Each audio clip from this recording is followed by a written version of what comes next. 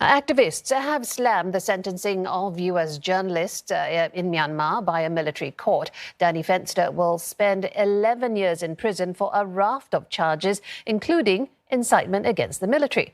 Washington had called for him to be released.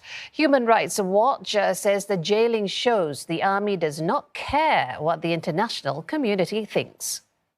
What we would want to see is further targeted sanctions, so enhanced sanctions that actually block the revenue flows of the military. And that means freezing overseas bank accounts, so cutting the revenue flow that funds these crimes by the military.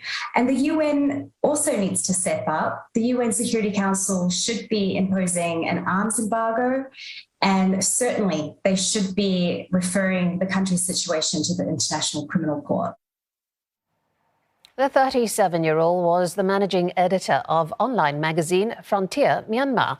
He was heading home to see his family when he was arrested in the aftermath of the February coup.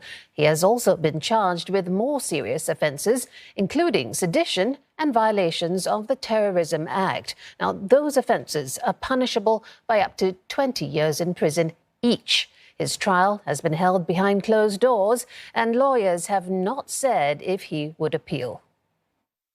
The sentences imposed were the harshest possible under the law. The court disregarded a significant amount of evidence of his employment at Frontier, including tax and social security records and testimony from a Frontier employee.